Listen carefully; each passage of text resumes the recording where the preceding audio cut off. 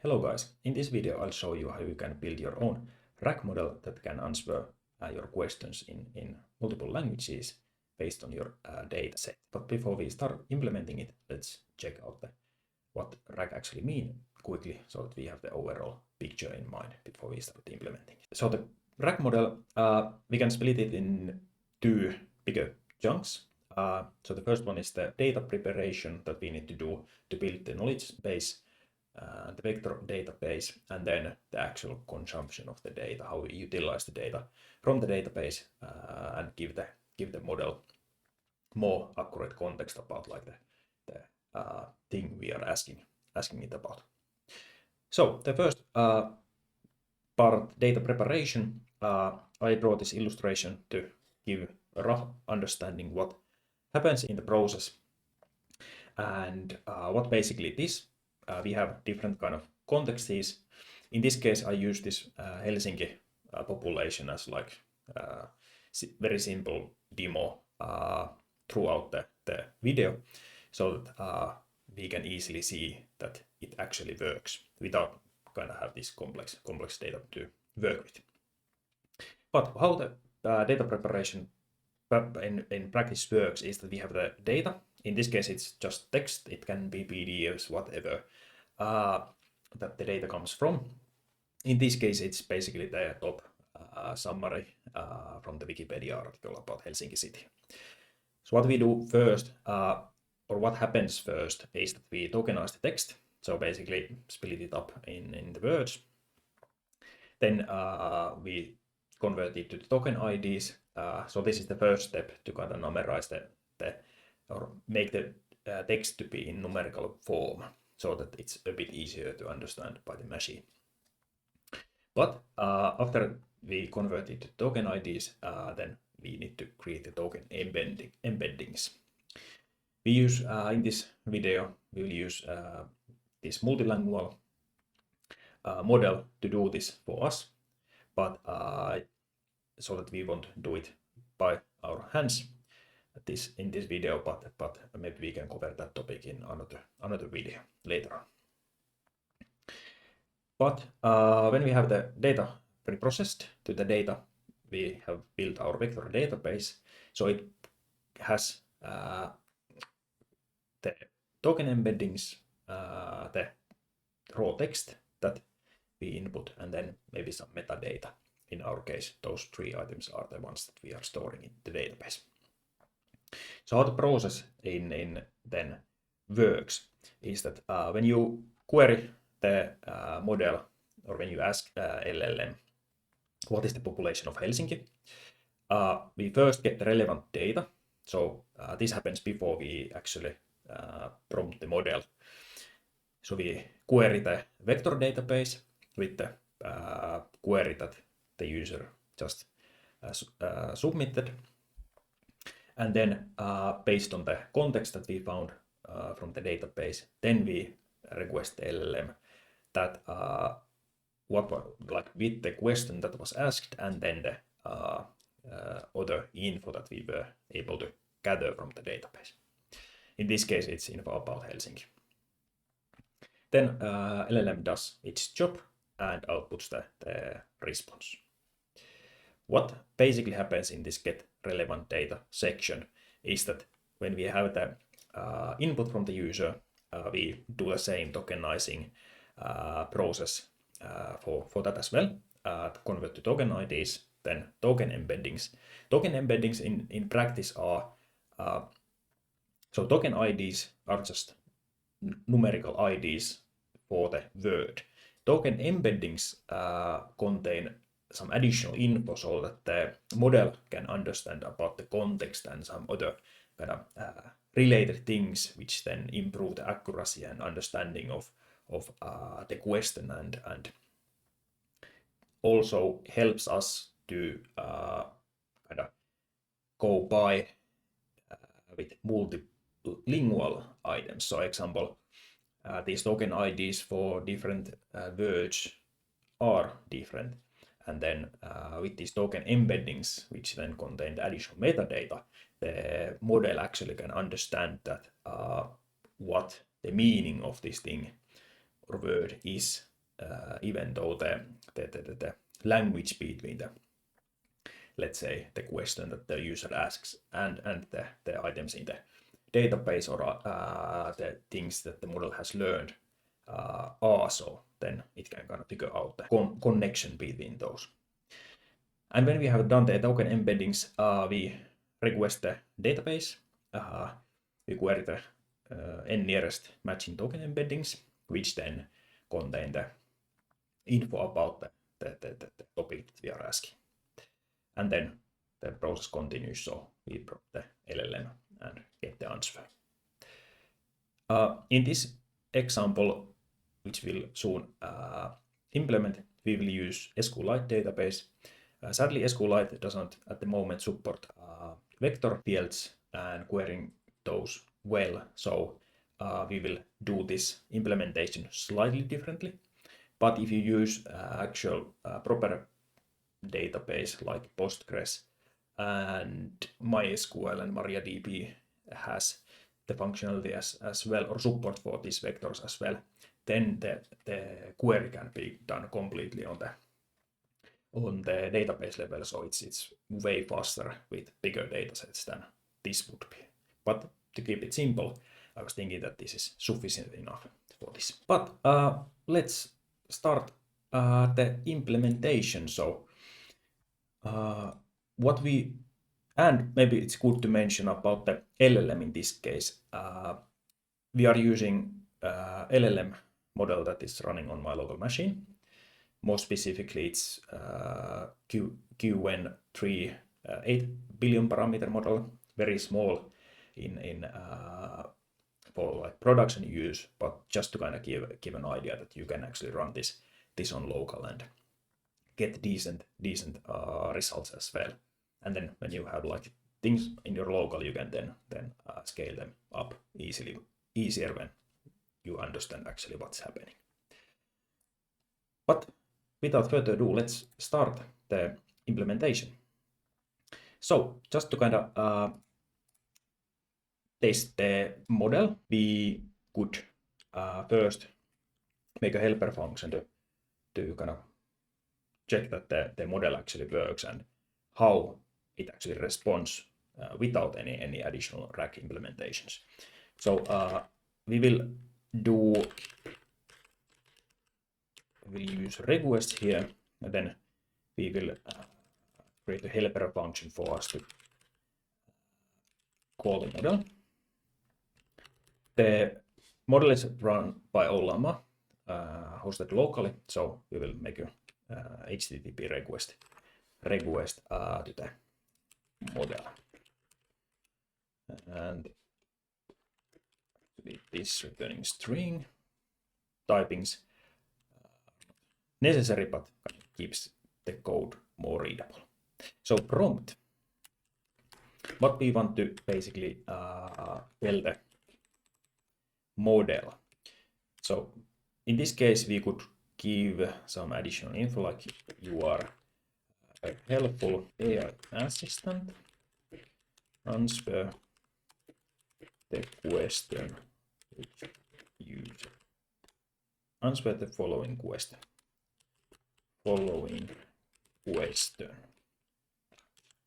Then the question will be the query, and then answer for it would be the answer that the model gives us. Then let's wrap the request in try. Request host. This is the local host port that we have the model running. API and generate. Then we want to give the prompt for the model, but in addition to that, we need to specify the model as well. So we have the QN3 8B model running the prompt is this, and then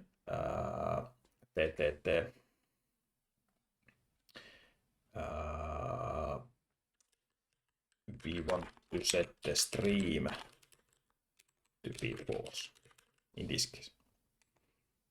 What the basically stream setting does is that basically it tells the model to respond the answer in one single response and not stream token by token. In like production application case, we would like to use the stream because it's kind of lowering the wait time that the user needs to wait before getting the answer.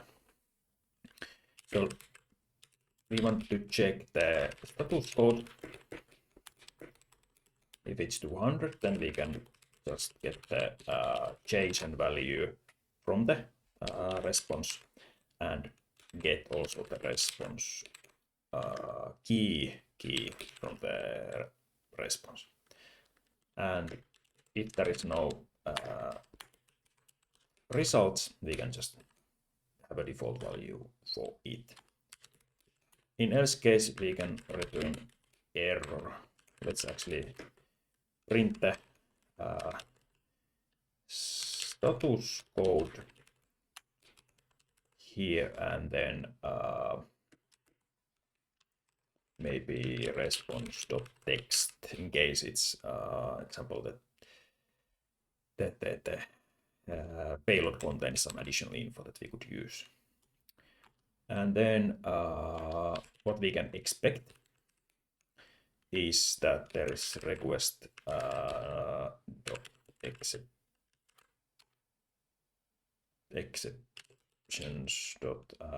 request exception. Something goes south as E, then return the error here as well. E. If we run this, except, yes. So now this can be run, and then we can ask the model that what is the population of Helsinki? Let's see what it answers now. We got an error, yes. And then, oops, that needs to be like that as well. And then we can print the result and can see that the latest available data is from 2023. Population of Helsinki, Finland is approximately 660,000. Okay, seems fair. But we want to add the RAG. And in this case, the info is 2023. Let's create the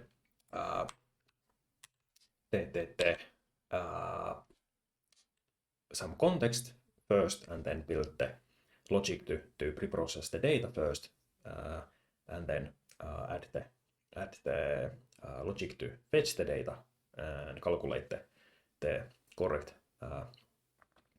distances, and then request the model with the data. But let's start with the contexts. So this is an object that will allow you to create or add any context you want to the model available for the model.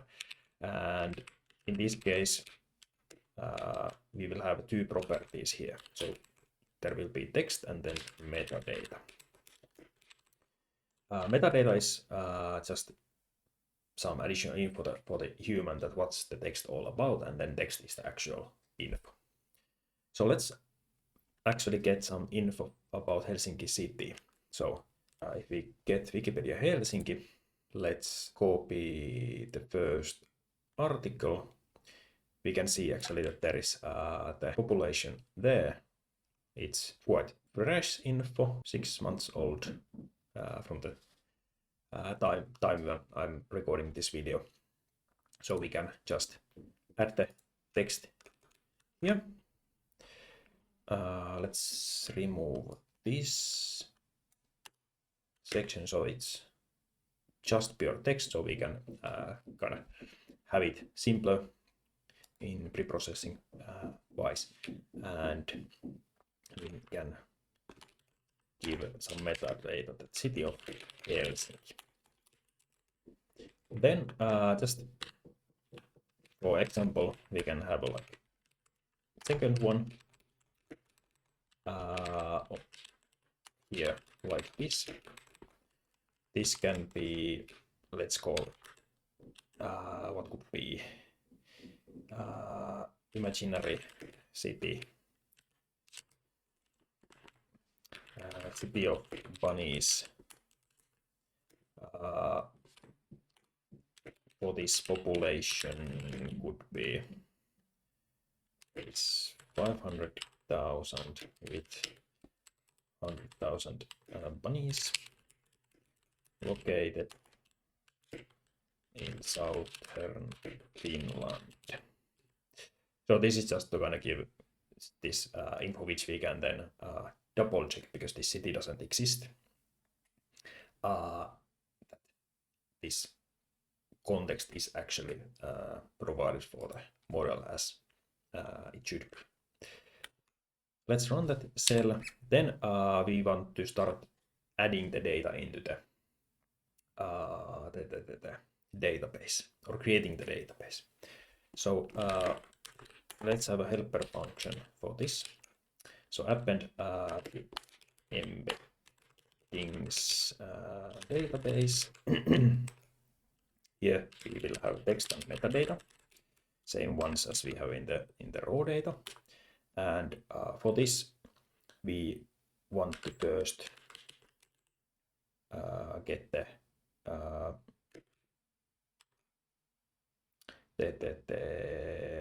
embedding,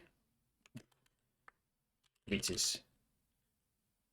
we are using model for. And actually we need to create the model. We could do it here. So this model comes from sentence transformers, import sentence transformer, and for that, or with that, we will create our model. So with this model, we are building the embeddings for the context that we have. And for the model, we will use this paraphrase multilingual mini-LM model, which is multilingual model. It supports the multilingual case more better. So in this case example, we have all the context info in English. And if the user would ask the question in Finnish, the embeddings that we are calculating would fit better also in that case, so they would match better. In case if you use a model that supports only one language, example English, the matching could happen. Example, some words are similar enough that the matching can be done, but calculation of the distance, how close the match is, would suffer from that. So in this case, multilingual is better to use. But yeah, we have the model there, so we want to get the encoding and then convert it to list. Now we have the embedding. So let's connect to the database. Let's connect to tree, connect. Let's go to embeddings.db. And now we need to import also SQLite, and we need also JSON in a moment, so let's import that already. Then let's get the cursor for the database, and then initiate the database if it's not already there.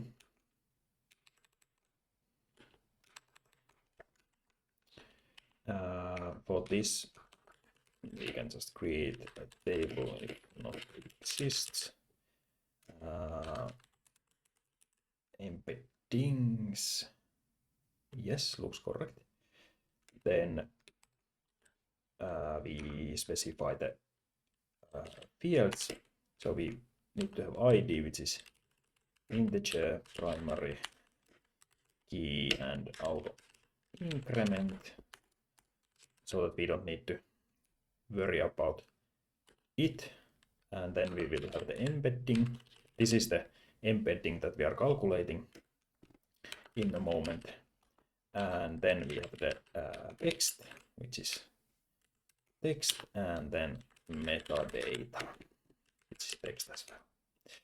And that's about it, I think.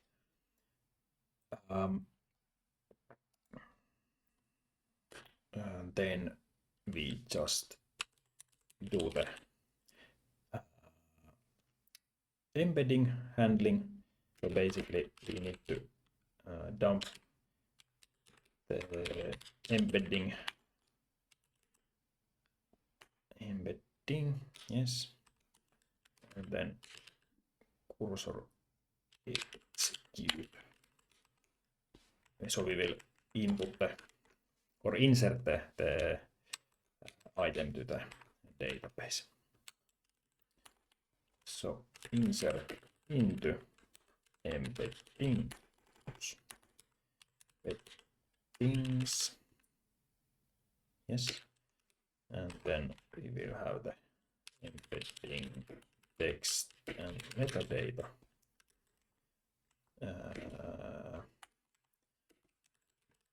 Values.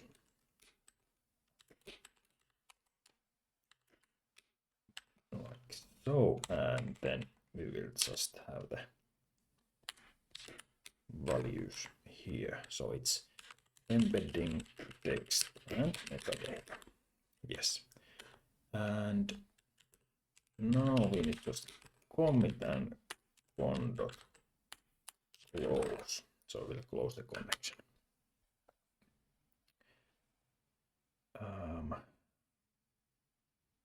Oops. School of 3. So next we could input the embeddings into the database just to see that it works. So context in contexts. We will call this append the embeddings database. Context. Context, it wants the text first, so we will provide the text first and then context metadata.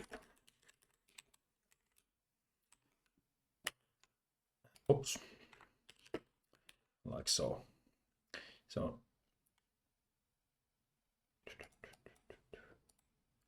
commas. And that's all, I think. Now it should go through. Yes, went through. So now we have the data in there, and now we can do the other helper functions.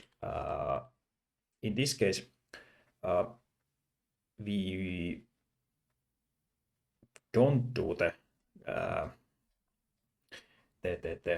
distance calculation on the database side because SQLite doesn't support. So instead of getting the k-nearest embeddings from the database, we will just have get all embeddings from database. So this will basically give us the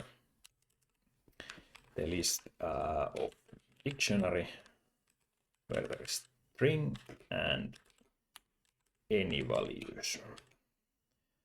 And we need to then do the same connection to the database. And then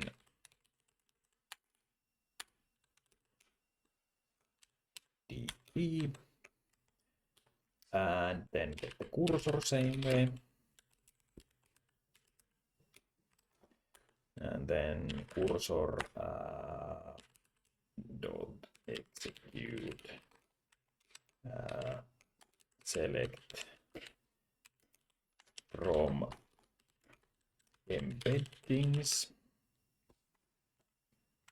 Actually, we want to here specify that we want to have the embedding text and metadata. ID is not interesting, so let's leave it out. Then we want to fetch the results, so cursor dot fetch all, and fix the typo, and then return or close the connection, and then return the embeddings, which is we want to convert like this, so it will be row embedding will be row 0. Yes, and then the text will be row 1, and metadata will be row 2. So now if we test this out, get all embeddings from database.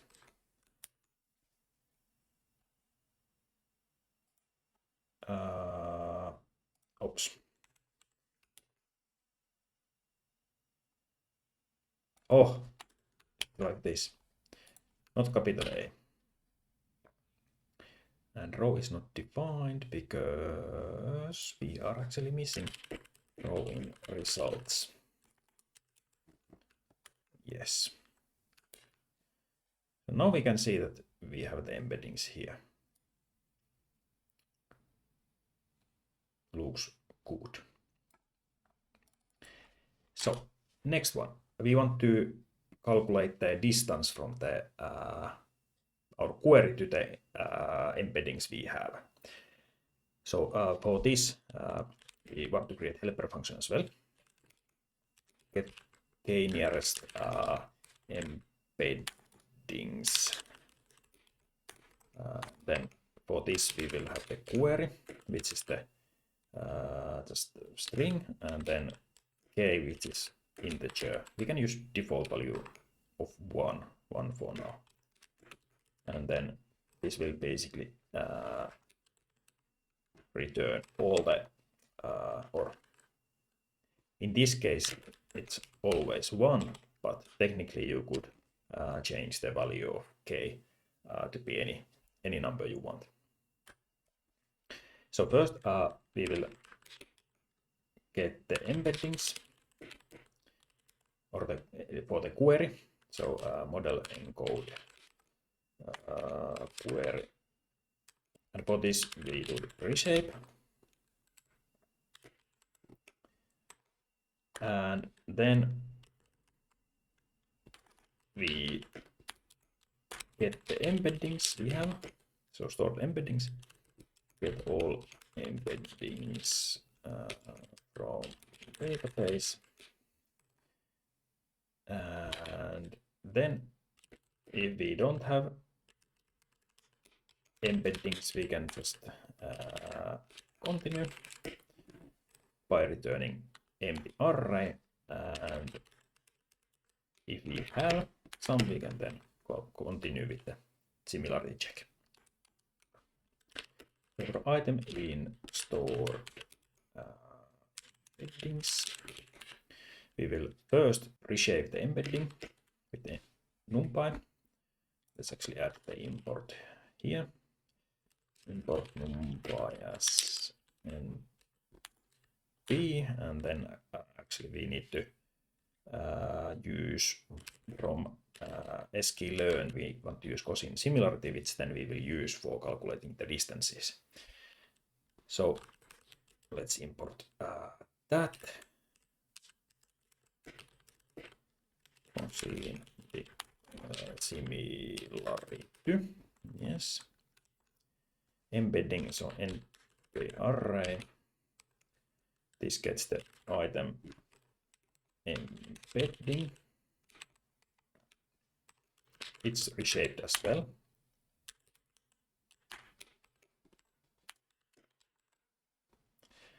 The same as we did the query embedding. Then similarity, cosine similarity. Here we give the query embedding and embedding, and then this returns nested array, so we will get the result out of it and then put it in the similarities list. Similarity and then item. So when this runs, we will have a list of items with all the items that we have in the database. Hence this is a bit costly to run, but we will sort based on the similarity and then pick the key items. So in this case, we'll just create a lambda function, lambda, which then we will get the correct order. So basically it goes through the items and checks the similarity for each item and then sorts based on that. Then we will return item for item in similarities, and let's then take the k value out of it. That's all we need. And now we could update the generate answer to also support the embeddings or context. So here we can give the list of dictionaries where there is a string and any. So we'll provide to this function all the similar enough context items from the embedding database, and then we can provide them to the model. So here we want to text. For this we want to go through the contexts so that we will basically append them together and separate with new row. And for this we want to go through the metadata and text for each item. So in this case we will get the item metadata and then close that one like this, and then item text, and then we will just close it, and it's running for item in contexts. And the following question, use the so let's update the prompt to also refer to the context. So use the following contexts, context information answer the user's question. If the context doesn't contain enough information to fully answer the question, say so, and provide what you can. So basically, if the model does not have enough info to answer, we will ask to mention about it, and then answer the way it can. And then let's add the context here. Context text. And I think this should be it for this. Oops. Yes, of course. And then we can move to the next section to implement the chatbot. So while true, get the query. Not necessarily convert string because it is already. Let's do like this. Enter your question, and let's then make it so that queue quit will stop to exit. And when we have the query, we then get the nearest, or before that actually, so that we won't forget it, query a bit lower, just in case. Quit. Then let's break the loop. But if it's not that, nearest embeddings, get k nearest embeddings, and let's throw a query for it. And then if we have the nearest embeddings, so we found something, then we can continue. Else we can just print that no relevant info.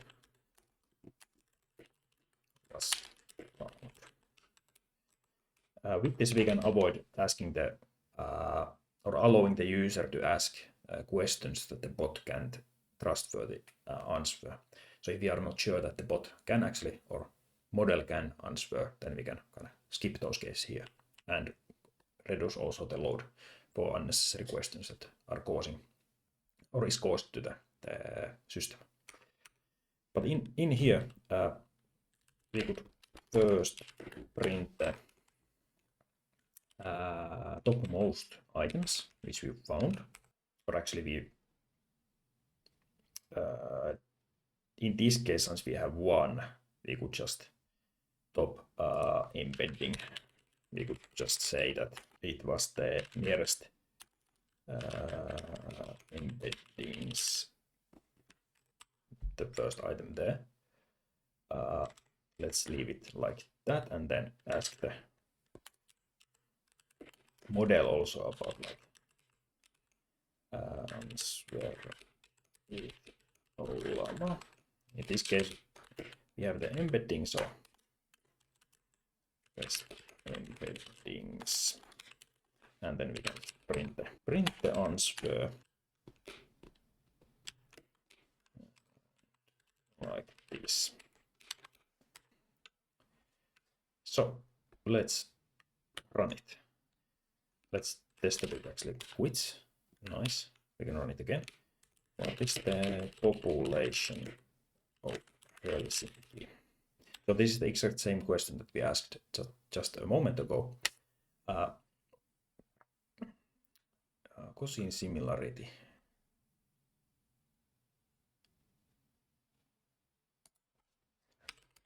It helps if I type the word correctly. What is the population of Helsinki? What now? Similarity. How did I type? somehow it's difficult words to type.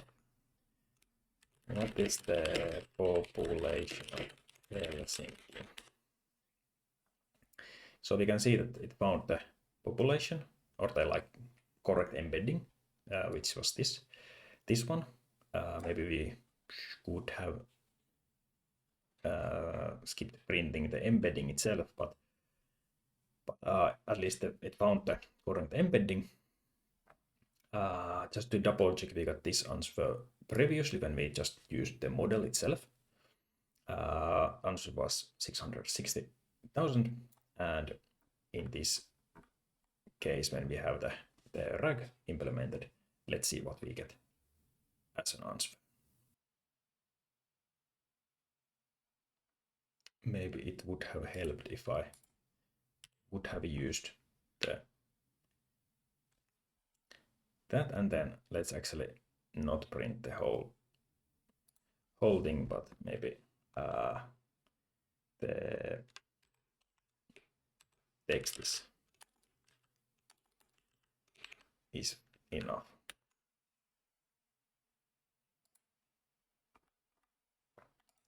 Let's print that one, and then let's run this again. What is the population of Helsinki? Yeah, now the print is way nicer.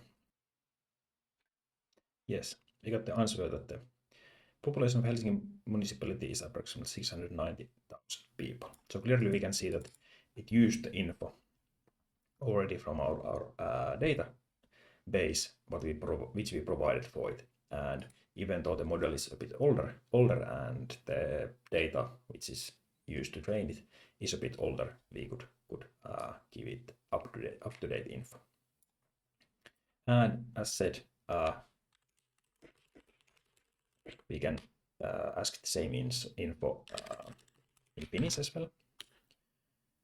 And as we can see, it found the same embedding. In this case, it's not that difficult because the name Helsinki is mentioned in both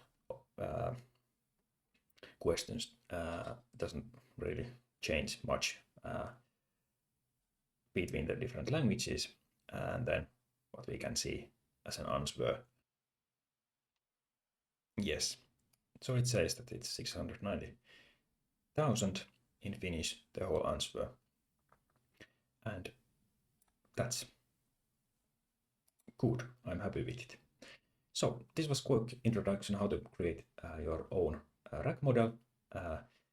In this example, we used the SQLite database, but in production cases, you would want to use, or even with slightly more data, you want to use some other database that has the vector functionality built in. So in that case, you could already calculate or query the exact wanted items from the database, so that the filtering is done on the database level. So then you could skip this section here, which basically means that we need to fetch all the items from the database and then calculate the distances for each and every one of them. With this data amount, it's not really a problem. You won't see it, but if you have like thousands of items, especially if you have very long items or like a lot of data, then you can easily see the cost in especially like memory and CPU utilization in the machine itself. But this was all for this. If you have any questions or comments, please leave them down below the video. I'll try to answer them as best as I can. And otherwise, if you like the video, please leave a like, subscribe to the channel, and see you guys in the next one. See ya!